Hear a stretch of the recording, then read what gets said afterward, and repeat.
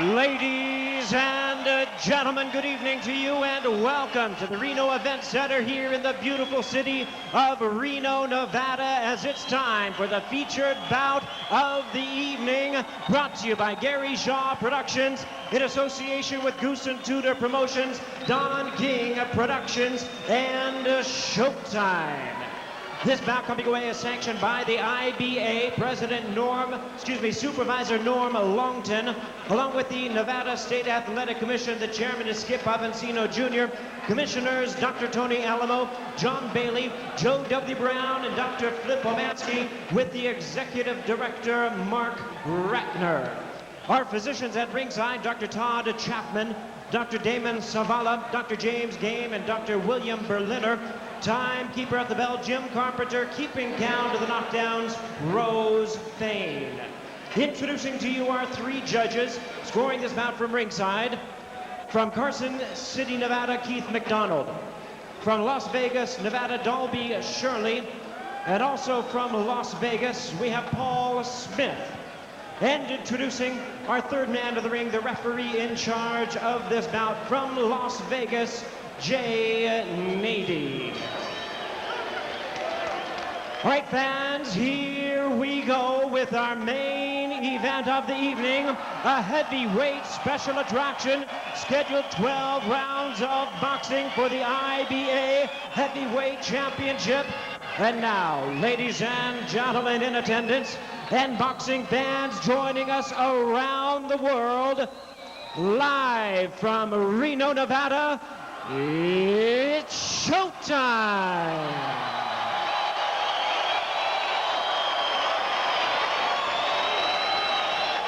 Introducing to you first on my right, he is fighting out of the blue corner, wearing red trunks, originally from Hot Springs, Arkansas, now fighting out of Houston, Texas.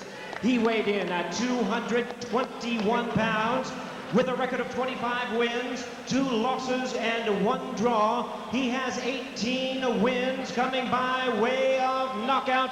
Ladies and gentlemen, please welcome the Southern Disaster, Dominic Guinn. And his opponent across the ring, ready to go on my left, fighting out of the red corner, wearing purple trunks with white trim, fighting out of Sherman Oaks, California. He weighed in at 235 pounds. His record includes 68 wins, 4 losses, 2 draws, 1 no decision, with 43 big wins coming by way of knockout. Ladies and gentlemen, please welcome one of the all-time greats, the former IBF middleweight, super middleweight, and cruiserweight champion of the world, introducing the IBA heavyweight champion, James Lights Out Toney.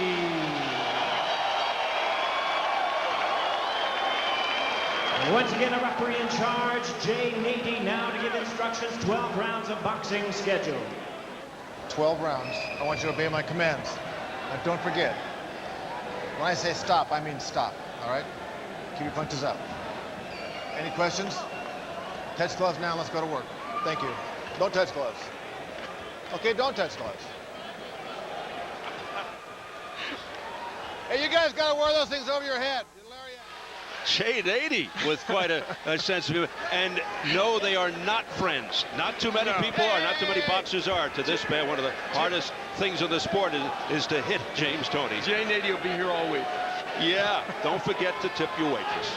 Dominic Guinn, an ultra-confident, extremely hungry Guinn, said he feels good, plan to come out and fight. He'll do whatever it takes. He said you'll see a different Dominic Guinn, a guy who in the past has been criticized for being languid, lackluster, not busy enough, frustrating to watch, like there's a missing ingredient. And, of course, James Toney has his own ideas, wearing the very intriguing purple trunks and the red trunks of Dominic Guinn. you know, when we saw James Toney the other day at his shirt on, we actually thought he was a little trimmer. He weighed in at the highest weight he's ever weighed in at. Now, he is never going to look like Charles Atlas, that's for sure. Or you. Or Charles Atlas. But nevertheless, he's carrying a little extra weight. Yeah, he was carrying that weight against Ruiz, and he looked very physically solid against Rydell Booker. And yet against Ruiz did not, you know, was still active at the end. Now, James Toney himself is for the most part a counterpuncher, but we see him, as he has been lately, staying in the center of the ring, kind of coming after fighters. Now, for Dominic Guinn, it is all about work rate. In sparring, he said he averaged 90 punches around. He doesn't expect to average that in this fight. But as he points out, if I go back to averaging 30 like I used to, I'm in big trouble. And here's where Guinn needs to be active. You see the counter right from Toney. That's something he wants to land a lot tonight. Toney was a 200-pound high school quarterback, went down to middleweight to start his fight career. He's skillful, he's tough, loves to fight. He's not a fast starter. He's a builder. He accumulates, breaks people down slowly. There's the left hook from Dominic Guinn. You must throw that punch against James Toney. It's the one punch you can be assured you have at least a chance to land against him. It's tougher to land the straight right, although that one almost got there. And Toney, as you pointed out earlier, tremendous counter puncher. He's got a very good chin. He's a consummate pro. Kind of slides into his rhythm in the early going, eventually gets into a faster pace. Now on the inside, which I don't know if Dominic Guinn wants to be there a lot. He's not that active. You know, his height and reach and his jab and his straight right make the outside a little better for him. And Al, as we come down to the stretch of the round, we'll look to see if Toney looks to rally late and steal the round, which is something he is very famous for. Which, by the way, we saw Chris Bird do often in the previous fight, a fight that had a lot of inactivity during the course of the round. Well, we've already had more action here in the first 2.5 minutes than most of that first fight. But Toney can lull you and then jump on you. He did that with John Ruiz. He can play possum, and defensively, one of the best. Stop. We mentioned old school. They call him, sometimes they call him the mongoose. Saw Guinn faint with the jab, and then he was able to get something in after it. Time! Thank you.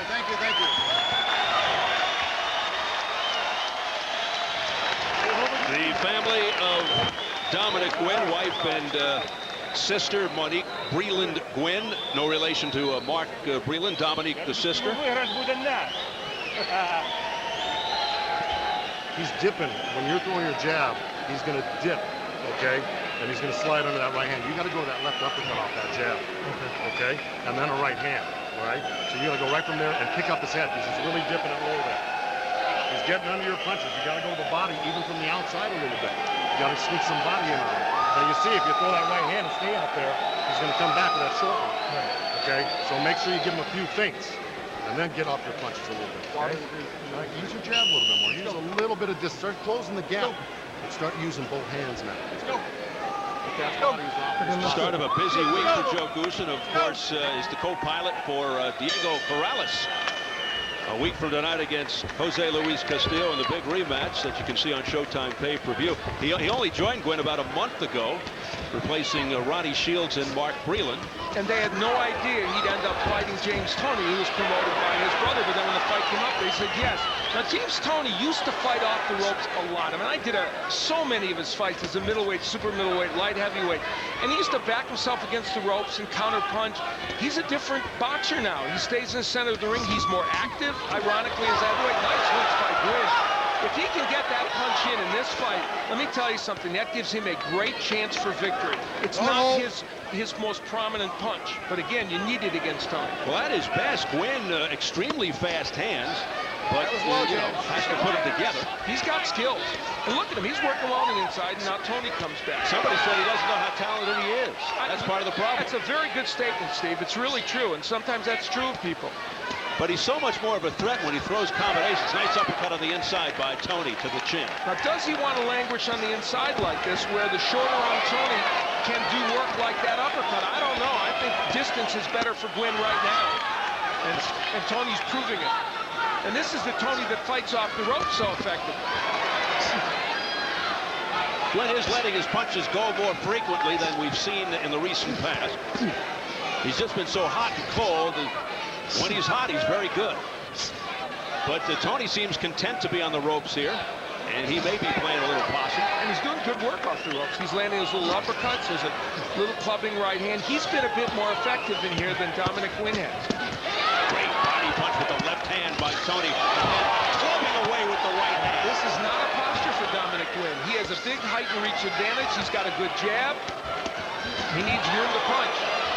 Now he steps back. See, landed a right hand. Tactically, he has allowed Toney to control a lot of this round. I think Toney watches the tapes because Guinn is susceptible to uppercuts. You know why? Because he leans in. Watch. Exactly. He comes in, has a habit of falling in after he throws. And that's part of the reason why the counter rights and those uppercuts will work. The jab of Guinn has been underused so far in this fight. And former trainer Ronnie Shields used to bust a gut when urging Guinn to throw more of that jab and to let his hands go more. I think there's a little mouse underneath the left eye of Dominic Guinn. I'm really surprised Guinn is fighting so much on the inside against Toney. That doesn't feel right to me, Yeah. and Toney is doing a much better job on the inside. Why not use his height and reach to his advantage? Time!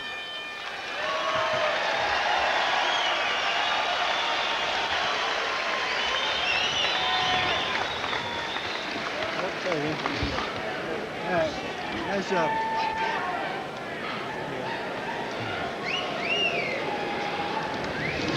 On the inside, rough going on the inside with Toney. Now there they both kind of moved their head together, and both men created a clash of heads. Now on the inside, on the ropes, James Toney using the uppercuts very effectively and counter-punching off those ropes to both the body and the head.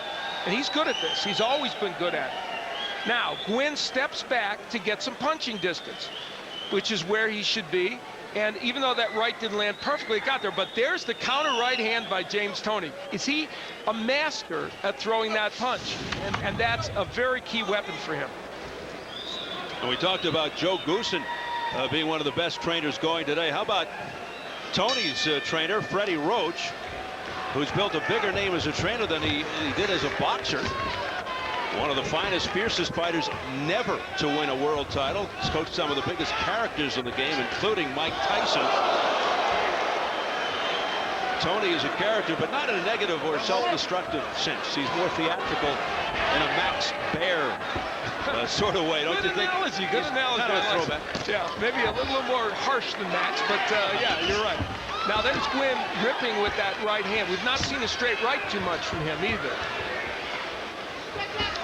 And remember, he talked about throwing lots of punches no matter where they landed. He's not thrown with that kind of abandon yet. Oh, nice clubbing right by Toney. And I'm not sure to this point, Steve, that Toney hasn't impressed Dominic Guinn with his power a little bit, which is part of the reason why Guinn's a little bit more timid. Yeah, a little reluctant, a little reserved to let it go. Toney's such a different person now. He just brings a totally different mentality than in the past. Nice right as he was going backwards by Toney. The fascinating thing to me is, you know, I did so many of James Toney's fights where he would lay on the ropes for 8, 9, 10 rounds, counterpunch a guy, be almost a stationary kind of Pillsbury doughboy. Now, even at these bigger weights, he's in the middle of the ring throwing lots of punches. And that's fascinating to me. You'd think he would have done that, you know, 40 pounds ago when he was lighter. Past the halfway point of round 3. Well, in his earlier days, his middleweight, super middleweight days, he'd take fights off. I mean, he would just look totally lackluster. Conditioning was an issue. Yep. And you wondered if his heart was in it. But today, I don't know if it's age, maturity, a sense of urgency or what, but he is all business. And you know, Dominic Guinn's not worked the body yet much in this fight. And if you're going to make things happen against a 37-year-old who's packing extra weight, you better work the body early. Instead, he's allowed Toney on the inside to do this excellent work and languished in there. I don't know if that's good for Dominic Guinn. I don't think it is. Guinn takes another step back. Don't hold. Throws a combination on the inside, and then fights from close range. Yeah, you see how good Toney. Yeah, it's very obvious that James Toney, with those short arms, the quick hands on the inside, this is his place to be.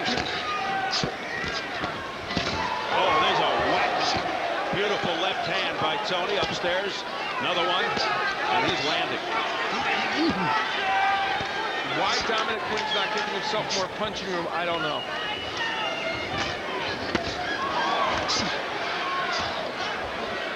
And Toney's actually doing more work to the body.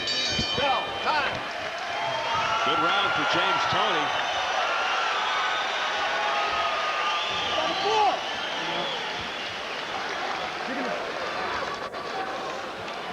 Yeah, boy.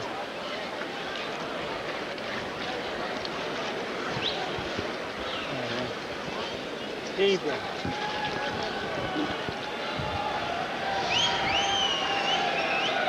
Yeah, clean, Joseph. Hey, James. Huh?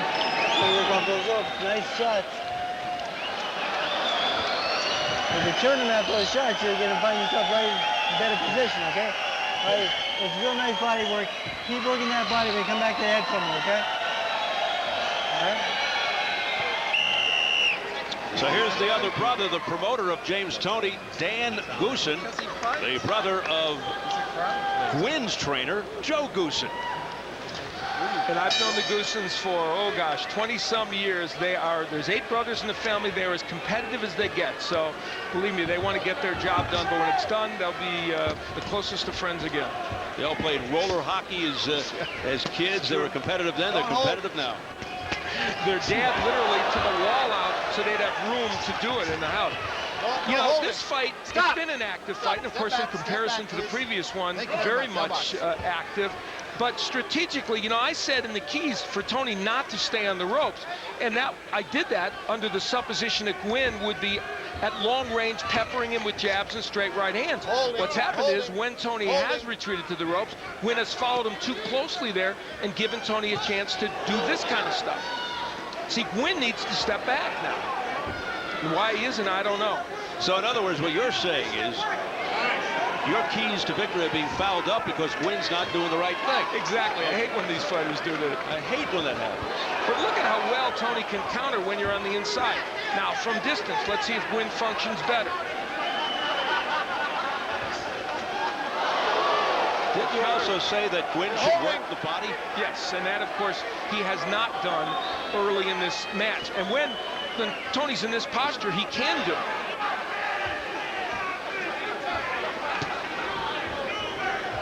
Now, at 37 and at his highest weight, will James Toney fade a bit in this fight? Will he be less active as we go on? That's maybe one thing that Guinn would be hoping, but right now, look at what James Toney's doing. Barrage by Toney. Wait a minute, 37, that's young today in the heavyweight. Yeah, you're right. He's a whippersnapper. We would be young if we were in the heavyweight. Well, that's like I got carried away. Maybe you would. I don't know. Chance of Toney ringing out. That's certainly better than what was ringing out in the first fight. Well, he's fighting very well, and Dominic Guinn's helping him out by languishing on the inside like this. Now, Guinn is being somewhat active. It's not that he's not throwing some punches. It's just he's doing it in a posture that isn't his forte. And again, nothing downstairs. He should be ripping hooks and right hands Guinn to the body. And he can do it.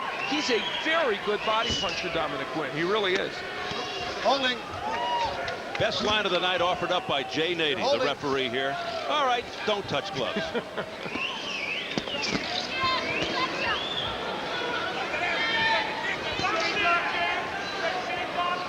You know, James Toney's fought 12 former or current world champions in 4 weight division during his long career. He's seen everything in that boxing ring, and that experience is a monstrous help to him, especially against a fighter like Guinn who's not seen that kind of competition.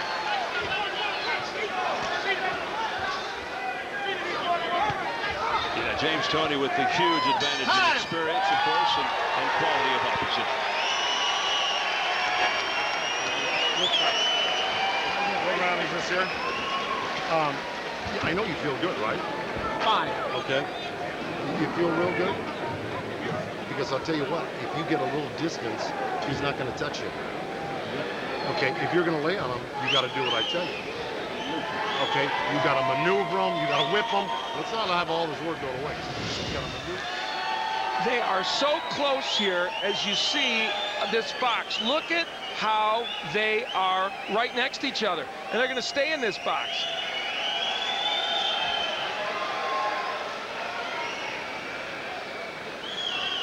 Not much distance when they're on the inside. And that is not working for Dominic Guinn. That was better than Little House on the Prairie. That was great. Should have drawn a chimney on top, I think. How about, yeah, that's right. How about Joe Guinn? First thing he said to Dominic Guinn, you feeling all right? And then he said, you got to give yourself a little distance. This is exactly what you've been saying. You can't win on the inside with this guy. And he said, if you're going to get on the inside and lay there, you got to listen to what I'm doing. You've got to rip shots, especially to the body. You know what James Toney brings to the heavyweight division, and we're seeing it even against a heavyweight that has some pretty good hand speed. He punches quicker than other heavyweights, and that's an issue. I know, but try to keep your head away from this. I'm looking at James Toney, and honestly, I'm going back in my brain. I'm still amazed. He's standing there as a heavyweight fighting against these guys and looking good. A guy who started out at 160 and has won 3 world titles in lower divisions.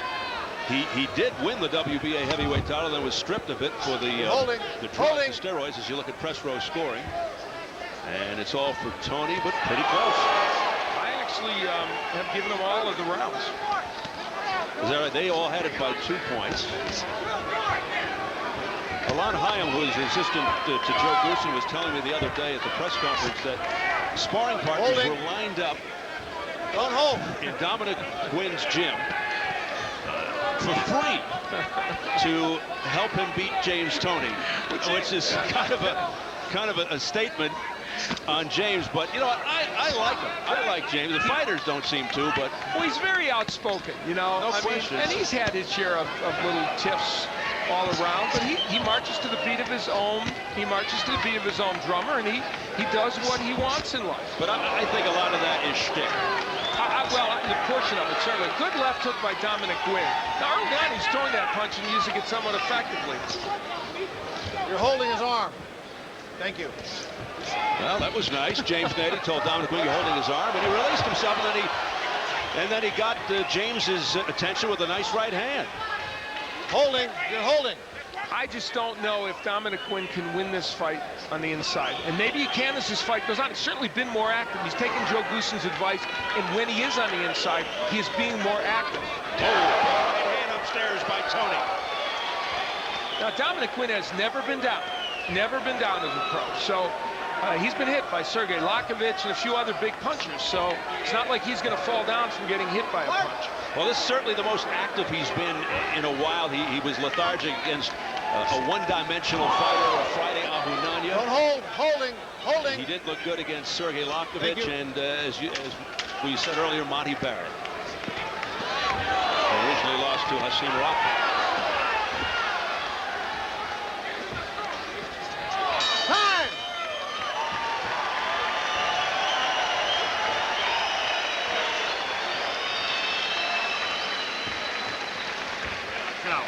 We're going to get him. Did any of those shots, did you feel any of those? Nothing. Take a couple deep breaths through your mouth. Through your nose, I'm sorry. Okay, now, a little bit better. You keep going to that left uppercut, but bring the chop right hand right behind it, okay? If you lead right hand on them, you're going to get hit with that counter right hand, okay? You can't. I told you what to do. Throw the jab, feint that right, and let them counter you with that left. And then you counter with that left hook. You got to get trickier now. You got to let your hands go more. You got to start sneaking down to the body from the outside, okay? You do that, and we got this fight in the back. Now, I'll tell you what. You probably got a couple rounds here. He's got a couple rounds here. I'll tell you what. This is where we need to use our conditioning. Our conditioning, do you understand? Okay. Here we go. There may be nobody better at dissecting a fight and breaking it down as a trainer than Joe Guinn. Yeah, and he's very calm in the corner, and he's very precise, and that's one of his strengths. Yeah. I guess the biggest problem here tonight for Guinn, although he's been more active than usual, is that he's been fighting too much on the inside, not doing the right things when he's on the inside. And you got to remember, he's going up against a guy, James Toney, who is a terrific fighter from close quarters. Now there's a double left hook from Guinn. It's the punch you have to throw against Toney. And in recent years, Tony's been hit with that punch a little bit more. In the old days, it was still hard to even hit him with that. That was the best sequence of the night for Guinn. But again, here's Guinn languishing on the inside. Look at the jab back there now. See that? When he's got some distance, that can work. So let's make no mistakes. On the outside, Tony's been pretty good as well. Holding. Thank you. And Toney's such a precise body puncher. And he prefers a guy coming at him. Yeah. So he can counterpunch. Absolutely. And Guinn's answering. James Toney. I'll tell you what, though, this is good action on the inside. It's enjoyable to watch some very good inside fighting by both these men. Look at these shots by Toney, and he's on the ropes. He's just good at this. He's been good at it for 15 years or more. We said he's the consummate pro. You just always see, he's so intelligent, so crafty. He just, look at these shots to the head and to the body by Toney. And this is a posture for Dominic Guinn. It's not the place where he normally would be. He can fight on the inside some, but much more effective on the outside using his height and reach. So Toney really picking up the pace here. Has the higher work rate, and his punches are accurate. That was low, Dominic. He doesn't waste his punches, I'll say that. He's economical. See, Guinn's laying on him, but not doing it. And it's always Toney that's able to get something done at this juncture. The uppercuts, the chopping right hands, and the same punches are landing over and over again. And you got to wonder if this is wearing Guinn out for the later rounds. Guys, I mean, Toney's got some heavy hands, and he's using them right here. 2 overhand rights. Normally, if you would smother a fighter like this, it would work to your benefit, but not when it's James Toney. He's so adept at fighting off those ropes. He's got underrated hand speed, too. Yes. Oh, and especially in the heavyweight division, where he's certainly the quicker of most of the fighters he's going to face. And that's what makes a possible matchup with Guinn. And remember, Freddie Roach said to us the other day, no work with weights for this fight. He said, your attribute is hand speed. Now, there's a little blood from the mouth for James Toney now. But he's getting them in. Left uppercut, nailing him with everything. What punch hasn't James Toney thrown? It's been a variety of shots. Shown his entire arsenal here. Time!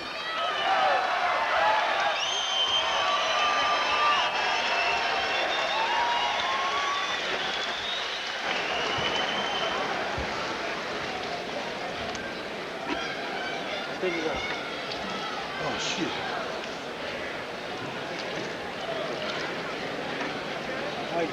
Deep breath. What Dominic Guinn needs to do is get these left hooks in. Now, they weren't fantastic punches, but they worked. And they pushed James Toney back. But when they're in this posture, James Toney has better hand speed. He's a more skilled inside fighter. And he will come at you with a variety of different punches to both the body and the head. And whether Guinn shakes his head or not that it hurt him, the fact is Toney is landing repeatedly with these shots and has been very, very effective on the inside. You picked up on the blood. It appears as if Toney is bleeding in the mouth. Center, please. And we begin round 7. It's scheduled for 12 for a fringe heavyweight title, currently owned by Toney. But he wants the real one. Now, Toney using his jab, and he's used that punch for the most part. We may realize at the end of this fight that James Toney's thrown as many or more jabs than Dominic Guinn, and that's not a good sign for Guinn. Oh, beautiful double left hook on the inside by Guinn. It's exactly what he needs more of. If he's going to languish on the inside, he's got to rip left hooks to the body and the head to James Toney. It's the only way to beat him on the inside. Let go. You're holding. Okay, thank you. So the left hook has been the best weapon of Guinn. He's got tools, but it's his temperament that's been a question. At times just too laid back. And it's probably more mental than physical with Dominic. Now, he says he's been sparring up to on some days up to 14 rounds. Joe Guinn, oh, that beautiful double left hook. Oh, and a right uppercut by Toney. Joe Guinn, a trainer who, one of his strengths is conditioning his fighters. They are always in great condition, and that was one of the areas that Guinn was lacking in. And one of the reasons Corrales had such success back in May. Precisely. James Toney a moment ago threw a right to the body and a right uppercut, a combination not too many fighters throw, and you see everybody, all three of the press row scorers, going for James Toney, and I also have James Toney ahead in this fight. I mean, this is really a huge fight for Guinn. A victory, he's back in the mix. A loss, and he goes to the back of the line. In a wide open heavyweight division, I mean, it's there for the calling. Now, this has been a little bit better round for Dominic Guinn. And look at it. If he uses that left hand continually on the inside, he's able to make some things happen. Toney really scoring with that uppercut. There's a slapping right hand that connected by Toney to the chin. Then the left hook, followed by a right. All Toney. Toney having success fighting off the ropes. Guinn missing with the right, a chopping right, but a grazing, glancing blow. Had no effect whatsoever on Toney. Don't hold your elbow on his head.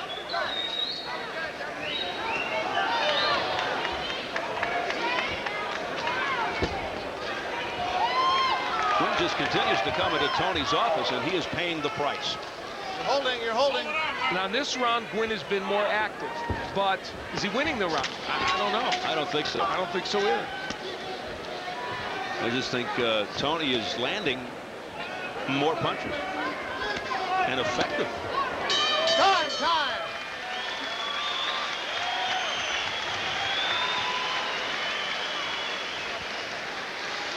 This fight and the story of this fight has been the distance or lack of distance between the two fighters. And on the inside, James Toney, especially fighting off the ropes, is able to land a variety of punches like that left hook you just saw.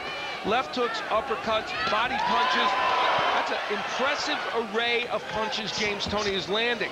This is a place where he is very accustomed to fighting. And he throws creative combinations, the right to the body and right to the head. Not too many fighters will throw that. And you see the hand speed of James Toney during this montage. This has been a fight fought at close quarters with Toney on the ropes. That's not a good recipe for success for Dominic Guinn. Let's go. Come on. Take him to school, Tom. Take him to school. Every round. Atta boy. As we go into round 8, scheduled for 12. James Toney clearly in the lead. But Dominic Guinn looking better than he has in the last few fights. And facing even better competition, although Sergey Lakovic, certainly a good fighter when he faced him. But, you know, he's in against arguably one of the 1 or 2 or 3 best heavyweights out there. The clubbing right hand, oh, look at the uppercuts by Toney. And now he's talking to Joe Guinn in the corner. Yeah. And, of course, they know each other very well. Well, you know what? Obviously, the heavyweight division needs to be livened up, and this may be the guy to do it, James Toney. He's certainly not a shrinking violet. Although his trunks are not shrinking, but violent. You can see that James Toney much more experienced and, of course, a great deal of success after the 7th round. So many of his fights have gone the distance, and obviously, for the most part, he's been very successful. When Guinn has underachieved in those 12-rounders. Well, now Toney is being the showman, landing a right hand and then looking away. Remember the Holyfield fight? He kept looking at the judge. He wanted to make sure the judge saw that punch. Not content to leave the commentary to us, is he? Exactly. Now, he's performing very well. The only thing Dominic Guinn can take solace from, maybe, and I'm saying maybe, of course, is that the work rate of Toney will slow because of his age, because of the extra weight, but he shows no sign of it, and you have to think he won't. And just popping punches off Guinn's head. Perhaps that's one thing in the back of Guinn's mind to get this fight as deep as possible and hope that conditioning and age will take its course against Toney. The problem is that Dominic Guinn, even in this posture, isn't ripping the body of Toney. He's not really making him pay. And so, you know, there's not a lot of reason to think Toney will slow down. Family members of James Toney emblazoned on his trunks. I think Dominic Guinn has chosen strategically the wrong approach. He's on the inside, and it's negated his jab and his straight right hand that could help set up a better left hook. Instead, he's fighting Toney's fight. He really is. And Joe Guinn is telling him that. I mean, he's instructing him the correct way. It's just going to sink in better. There's a nice right hand by Toney upstairs. They want more distance, and Guinn just isn't giving it to him. And it's Guinn's choice. He's making a choice here. But part of that is, I think, even at long range, you see James Toney's effective with his jab and some of the other combinations he's throwing.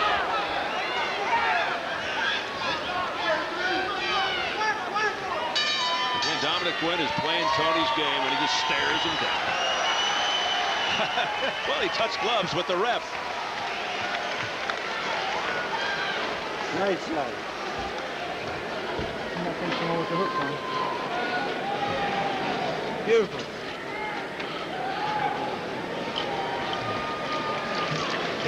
Well, James Toney is an intriguing individual, make no mistake about that. First of all, he's a talented fighter, and he shows that at the beginning. Now, he's talking to the crowd, and then while he's talking to the folks at ringside, he decides, I'm going to throw a combination and land. And, you know, there are not too many people that can do this. He's chatting, and Dominic Guinn's not making him pay, and then Toney rips shots on the inside. That's a nice combination, and takes time to look at Jane 80, looking for a comment, perhaps. Then he shook his hand. Still talking. He is a showman. Little wink, and he's ready to continue. Round 9 comes running out from the corner. Explain to me, as they will look at the tape and the gloves, how James Toney can be at his all-time high weight. No coaching, please. Yeah, 230. Be a heavyweight and be more active. Now, part of it is no injuries. You know, he's feeling okay about himself, but you look at him, that's an active guy who's weighing more than he's ever weighed. 7 years older. 7 years older than his opponent, and he's the guy that's more active. Wait a minute, maybe he's Thank you. really is 27. He told you in the interview he's 27, not 37. You're right, I doubted him. Let's take a look at that birth certificate. He has found the fountain of youth.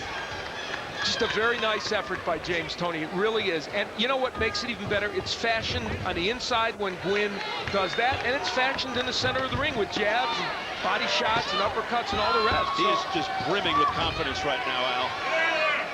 He's flicking that jab.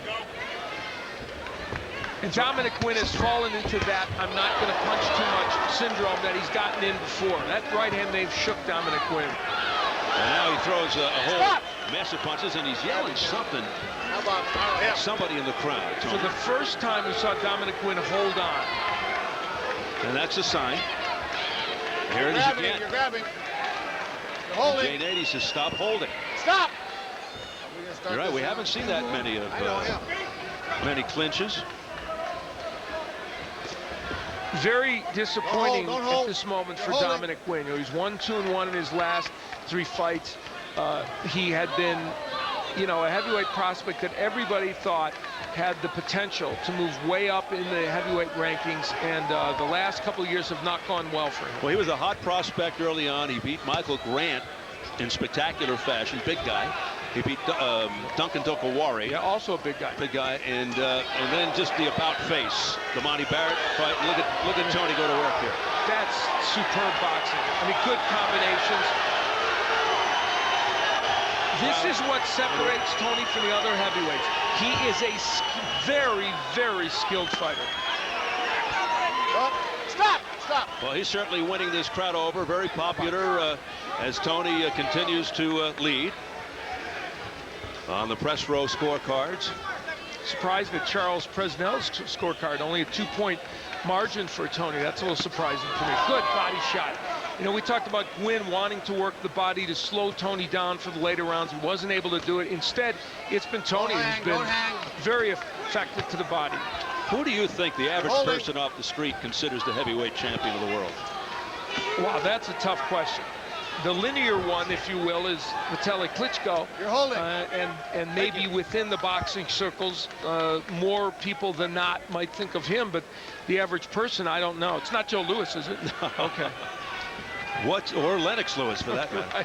Right. What's the solution? I mean, is it an activity amongst the top guns? Yeah, I think in this division, good right hand by Toney. In this division, the matchups mean everything now. And we're looking at a guy right here who you could match with almost anybody and make a very interesting fight right now. And that, of course, is James Toney. But the promoters and the politics of the sport have to stay out of the way to let that happen. And they have in most of the other weight divisions. Right.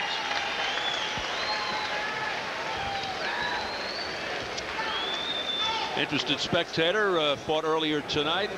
Chris Burr, the IBF heavyweight champ, who defeated Deverell Williamson by unanimous decision. Again, hearing the boo birds from the crowd as the fans see his image on the big screen.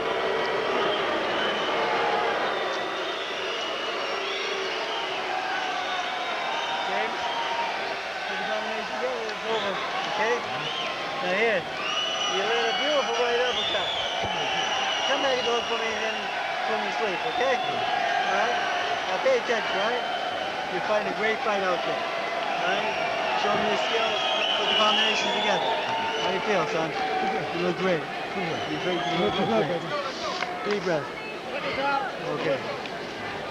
Encouraging words from Freddie Roach to James Toney. They look great. What else is there for him to say? He's doing everything right. You know, I understand the fans booing Chris Burr, and I understand they didn't like the effort. I just feel bad because he's such a quality guy, and you feel bad he has to endure that, but the performance of that fight created that. He is, and so was his opponent, Deverell Williamson, a very quality individual, and you kind of feel bad for them. That lackluster fight took place.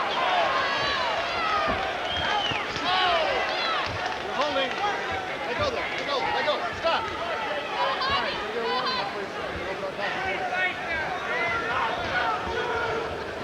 So round 10 continues. You're holding. Thank you. James Toney in this fight, interestingly, as we mentioned before, has shown us two different dimensions, and it's very impressive, especially in the heavyweight division, because he's fought off the ropes, he's counterpunched, and then in the center of the ring, he's been very, very effective with his jab against a fighter who has a height and reach advantage over him. So, as we've said, those two dimensions, very impressive for James Toney.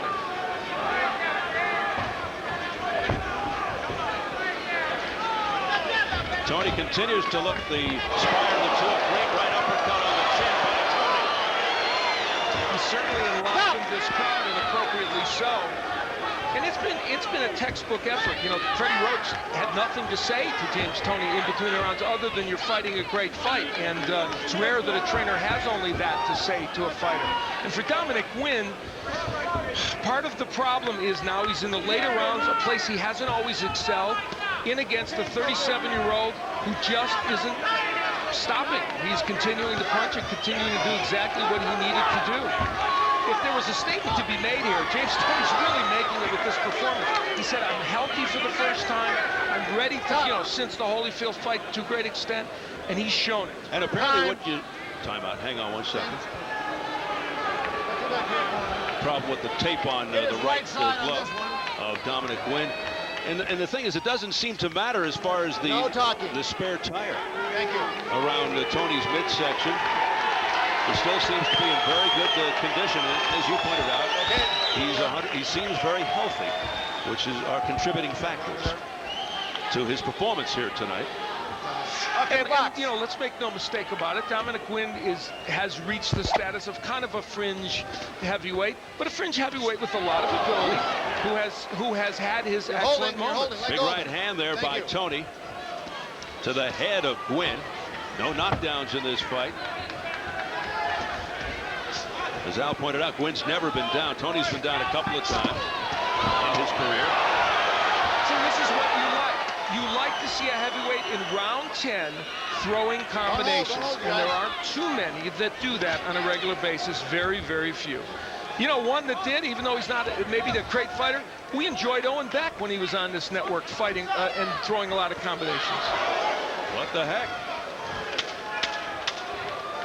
So Head to the final seconds of round 10. Another impressive one for James Toney against Dominic Guinn. Stop time.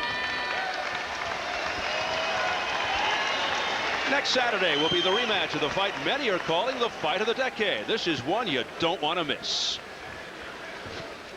On October 8th, it's the rematch of the greatest lightweight fight ever. Diego Corrales versus Jose Luis Castillo. Their first bout was an epic war. What a left hook by Castillo! The fight of the millennium. What a combination by Corrales! One of the greatest fights of all time. Unbelievable action! Can you handle it again? Corrales versus Castillo 2 plus more. Saturday, October 8th, live on pay-per-view. Contact your pay-per-view provider to order. Where will you be when history repeats itself? I cannot wait for that fight a week from tonight. It's not only that fight, but it's a really excellent card. Oh, fantastic. Jorge Arce and Hussein in a rematch of what was a fight that was, well, it wasn't fought on the same level as Corrales and Castillo, was terrific. So that card is going to be fantastic. And anybody who's a boxing fan just has to be looking forward to it so much. A week from tonight on Showtime pay-per-view, the rematch between Diego Corrales and Jose Luis Castillo. A rematch of one of the great fights that you'll ever see. Round 11, championship rounds. And James Toney has put on a nice show here tonight. He sure has. And there have been many elements to this that he can take away and be happy about. The fact that he's fought in the center of the ring, he's fought off the ropes, he's used a complete arsenal of punches, and he has never slowed down. And that's a very important point, because when you're 37, coming off a couple of injuries, you're weighing more than you've ever weighed, people are going to ask those questions. He's answered them. You know, he's different than all other fighters. You can't go by the normal signs with him. You really can't. Different is the operative word. Here's a look at the championship rounds. He's got the experience, doesn't he? Title rounds, how about that? 18-0. Things went south on Dominic Guinn about the third or fourth round when he started languishing on the inside with Toney, took a lot of punishment, never quite got his game plan going. I mean, there's just nobody better using the angles, turning his body, rolling his shoulders, shifting, sidestepping.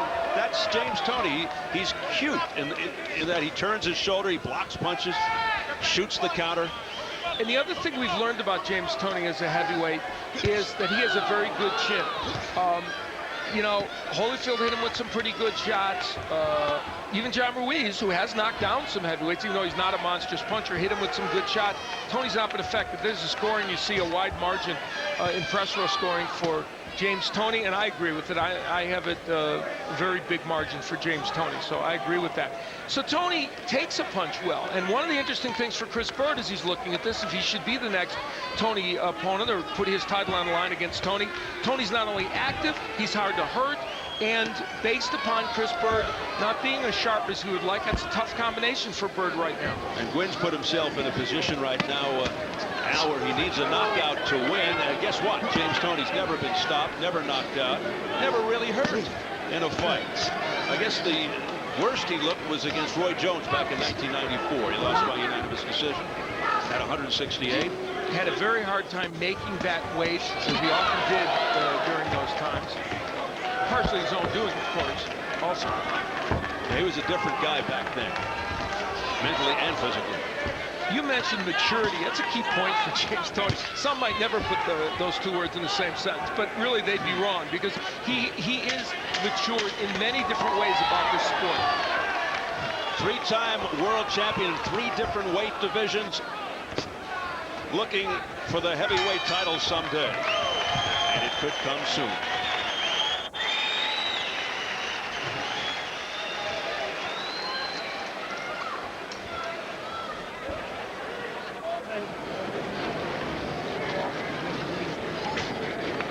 Give me another drink, Jack. Okay. Deep breath, son. Come on, give me going. One more. Second. Okay. 12th round. Okay. James, this guy's got one shot. He's gonna come after you. All right? You fight your fight. Okay? All right? Keep throwing those combinations. Keep your head good head movement. Okay? All right? Beautiful. Okay. A lot easier, but you know what? You got 3 minutes left. You got 3 minutes left. You really want it. Do something about it as well. Well, this is it. James Toney, Freddie Roach, they know that Dominic Guinn has only one shot at winning this fight, and that's by knocking out James Toney. Well, they didn't touch gloves at the start. They do at the end. And, you know, Freddie Roach understands his fighter. There was only one important thing for him to say. Remember to move your head, because he doesn't want James Toney getting caught with something that maybe would hurt him or put him down. He knew there was just one major important thing to say to him, and that was it. So he did. And he knows James Toney will listen. I think the consensus is that next month Vitaly Klitschko is going to beat Hasim Rahman, and most people recognize Vitaly Klitschko as the man. How do you think Toney would do? Well, you know, see, I believe that the big, tall heavyweights who fight tall, and Klitschko does it better than anyone, present the biggest challenge to Toney. Just getting to them is hard for him. That's his problem. How does he hit them? Big edge in the press row scoring. And you know, that's the problem for Toney. Any of the shorter heavyweights, I say he has a great chance to beat, and I would make him the favorite. Klitschko's the only one that's tough.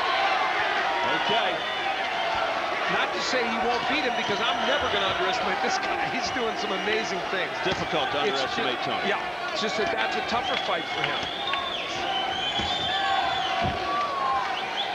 He continues to have his way with the younger Dominic Guinn.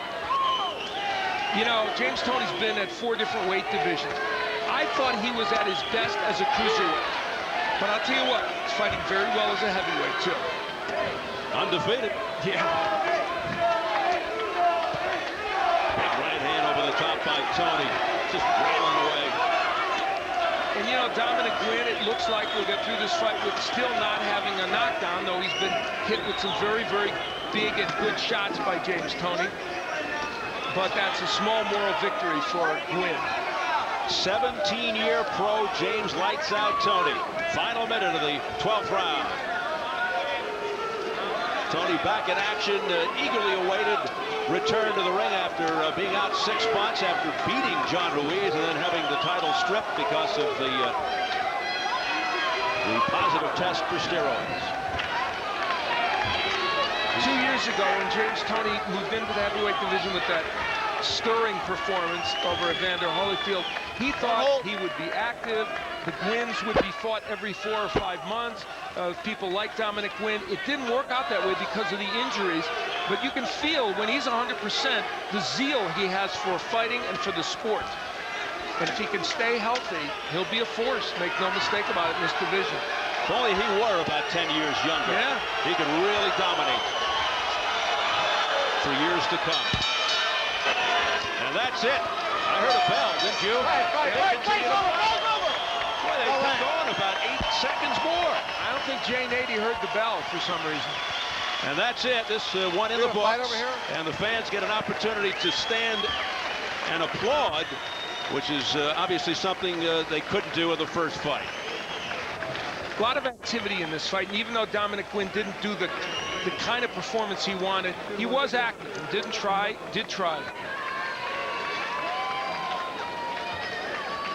Well, they kept going. It extended past the final bell. Check this out.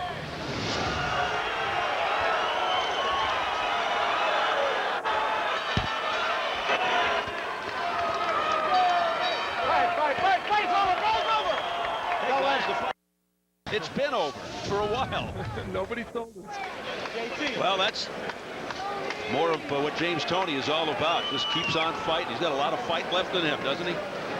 Really a superb performance by James Toney on every level. And even though there might have been some failings with Guinn, this man performed well. Able to get back on track following all the controversy after the John Ruiz fight back in April. A disappointed look on the face of Dominic Guinn. Total opposite for James Toney. He was able to let out a nice smile, takes care of business against unrated Dominic Guinn, just as he was expected to do.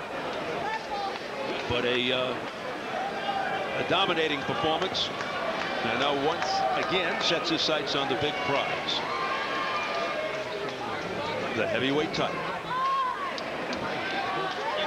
And I think more than anything, it was the nature of the performance of James Toney that made this even a more special victory. All right, let's get the word from our ring announcer, Jimmy Lennon Jr. Ladies and gentlemen, after 12 rounds of action, the judges are in agreement. We have a unanimous decision. Judge at ringside, Keith McDonald, scores about 117 to 111. Judges Dalby Shirley and Paul Smith both scored about 119 to 109. All three in favor of the winner.